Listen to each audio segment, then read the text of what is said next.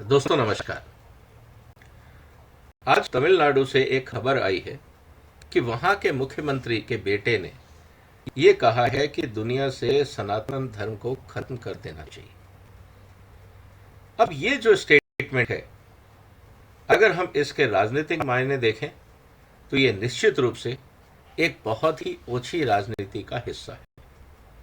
लेकिन डिटेल में जाने से पहले अगर हम तमिलनाडु और सनातन धर्म का रिश्ता देखें और जिस स्थिति में आज तमिलनाडु है, और अगर हम उसमें सनातन धर्म का स्थान की खोज करें तो शायद इसी मुख्यमंत्री के बेटे को ये इस बात को सोच के शर्म आएगी कि जिस आधार पे आज तमिलनाडु स्थित है और तमिलनाडु की जो शान है उसका आधार सनातन धर्म ही। दोस्तों 2500 साल से अगर हिंदुस्तान में सनातन धर्म के सबसे अच्छे मंदिर अगर कहीं हैं तो वो है तमिलनाडु। पिछले दिनों मैं खुद वहां गया था और करीब 13 मंदिर जो फेमस हैं तमिलनाडु के, उनके दर्शन किए। मुझे लगता है हिंदुस्तान के हर देशवासी को तमिलनाडु जाके इन मंदिरों के दर्शन करने चाहिए। इसलिए नहीं कि वो हिंदू टेम्पल हैं, इसलिए कि जो वहां पे आपको विज्ञान देखने को मिलेगा, जो वहां आपको आर्ट और कल्चर देखने को मिलेगा, वो आपको दुनिया में कहीं नहीं मिल सकता। कितना गजब का प्लानिंग है, कितना गजब का कल्चर है, कितनी गजब की इंजीनियरिंग है। ये अगर आपको देखना है तो उन सनातन धर्म के मंदिरों को जो चोला साम्राज्य में और उससे पहले बनाए गए हमें देखने को मिलती है। इसका मतलब ये है कि तमिलनाडु में अपने राजनीतिक स्वार्थों के लिए, अपने राजनीतिक उद्देश्यों के लिए तमिलनाडु के जो राजनीतिक दल हैं, खासकर जो सत्तारूढ़ दल है, वो अपनी विरासत, अपने संस्कारों की भी तिलांजलि देने को तैयार है।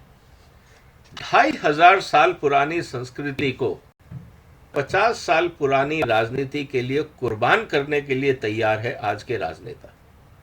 ये स्थिति है हिंदुस्तान की। तो सवाल इस बात का है कि क्या ये राजनेता भारत के हित में है, जो भारत की जड़ें काटने को तैयार है, भारत की संस्कृति को बर्बाद करने को तैयार है? क्या हम ऐसे लोगों को ज्यादा जिम्मेवारी दे सकते हैं या नहीं? ये आज एक सबसे बड़ा सवाल बन जाता है।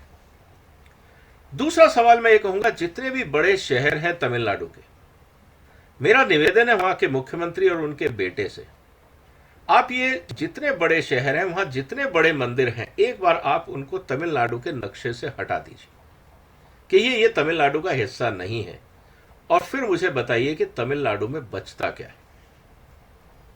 आपके पास कुछ नहीं बचता दिखाने को। जितने बड़े शहर हैं वो इसलिए बने क्योंकि वहां बड़े बड़े धार्मिक संस्थाएं थी, मंदिर थे। ये इतिहास बहुत क्लियर है, क्योंकि जब चोला साम्राज्य ने इतने बड़े बड़े मंदिर बनाए तो उनका कहना बहुत क्लियर था कि धर्म के साथ साथ ये जो बड़े मंदिर हैं ये आर्थिक प्रगति के केंद्र बनेंगे, और इस आर्थिक प्रगति के केंद्र को बनाने के लिए जो वहां पे राजाओं ने प्रयास किया, उसका कारण है कि आज वहां पे इतने बड़े बड़े मंदिर बने, और जिसका कारण यह है कि उन मंदिरों के आसपास कस्बे बसे, कस्बों से वो शहर बने, आज वो इंडस्ट्रियल टाउन्स या इकोनॉमिक सेंटर्स बने हैं तमिलनाडु के, जिसके कारण आज तमिलनाडु का जीडीपी आता है और तमिलनाडु चलता है। अगर दूसरी बात यह कहें कि एम्प्लॉयमेंट की दृष्टि से तमिलनाडु में 33,000 के करीब हिंदू मंदिर हैं। दोस्तों कभी सोचिए कि एक मंदिर कितने लोगों को रोजगार देता है, कितने परिवार चलते हैं। मैं जब वहां तमिलनाडु गया था तो मैंने वहां लोगों से पूछा था कि एक बड़े मंदिर में कितने लोग काम करते हैं। मेरा जो असेसमेंट है, अलग अलग मंदिरों के जब पुजारियों से मैंने पूछा, 200 से लेकर 500 लोग परमानेंट एम्प्लॉय हैं हर मंदिर में। हर बड़े मंदिर की बात करो, छोटे में आप 5 से 10 मान सकते हैं। अगर 200 से 500 परिवार डायरेक्ट एम्प्लॉयमेंट है जिनका, और करीब इतने ही इनडायरेक्ट एम्प्लॉयज हैं, तो अगर हम ये कहें कि 33,000 मंदिर अगर वहां हैं, ऑन एन एवरेज अगर हर मंदिर से करीब 50 लोग डायरेक्टली इनडायरेक्टली रोजगार पाते हैं, और उस मंदिर के आसपास करीब 100 दुकानें होती हैं, जो अलग अलग तरह की वस्तुएं बेचती हैं और हर दुकान पे कम से कम 2 से 3 आदमी काम करता है। तो ऑन एन एवरेज अगर हम ये कहें कि हर मंदिर 1,000 आदमियों को रोजगार देता है, एवरेज में बात कर रहा हूं, तो 33,000 इंटू 1,000 कितना हुआ? अगर पूरा भी ना माने, हम पार्ट टाइम एम्प्लॉयमेंट भी मान लेते हैं, तो अगर आप सनातन संस्कृति को तमिलनाडु से हटाने की भी बात कर रहे हैं, तो तमिलनाडु में भयंकर बेरोजगारी की समस्या खड़ी हो जाएगी। वहां जो आज किसानों का प्रोडक्शन है जो मंदिरों में जाता है, चाहे वो फूल है, नारियल है, बाकी चीजें हैं, अगर आप उनका भी बाजार, जो ये बड़े मंदिर हैं, इनको अगर आप हटा देंगे, खत्म कर देंगे, तो आपके किसानों की समस्याएं बढ़ जाएगी। तो दोस्तों, कहने का मतलब ये है कि जिस तरह से हमारे राजनेता बगैर सोचे समझे टिप्पणियां करने लग जाते हैं अपने राजनीतिक उद्देश्यों से, और सिर्फ सनातन धर्म को सिर्फ अपनी राजनीति के लिए बदनाम करते हैं, और ये नहीं जानते कि उनके राज्य का आधार सनातन धर्म है, उनकी इकोनॉमी का आधार सनातन धर्म है, वहाँ पे लॉ एंड ऑर्डर का आधार सनातन धर्म है, वहाँ पे एम्प्लॉयमेंट और प्रॉस्पेरिटी का आधार सनातन धर्म है। ये सिर्फ अपनी वोट बैंक की राजनीति के लिए सनातन धर्म को बदनाम करते हैं। अब ये पढ़े लिखे राजनेता क्या देश के लिए कुछ भला कर पाएंगे, या सिर्फ फूट डालो राजनीति करें के भरोसे ही ये चलते रहेंगे? अगर इनको सनातन धर्म से इतनी नफरत है, तो मैं एक इनसे निवेदन करूंगा, इनके अपने दोस्तों में और परिवार में जितने लोग सनातन धर्म को मानते हैं, क्या ये उनसे अपना रिश्ता तोड़ने को तैयार होंगे? अगर ये उनसे अपना रिश्ता तोड़ नहीं सकते, तो इनको सोचना होगा कि ये किन के बीच में रह रहे हैं। दूसरा, ये अपने आप को नास्तिक बोलते हैं कि हमारा कोई धर्म नहीं है।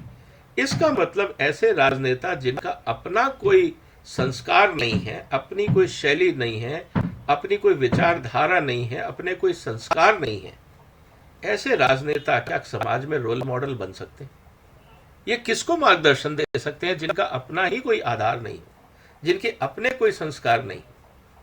तो दोस्तों, आपका क्या कहना है इस मुद्दे पे कि जो वहां के मुख्यमंत्री के बेटे ने ये कहा कि सनातन धर्म को दुनिया से हटा देना चाहिए, क्या उनकी मूर्खता पे या उनकी अज्ञानता पे आपको तरस आता है या गुस्सा आता है?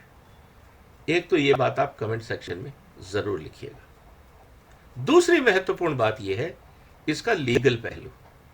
सुप्रीम कोर्ट ने कहा था कि अगर कोई हेट स्पीच देता है तो पुलिस को एफआईआर फाइल करनी चाहिए।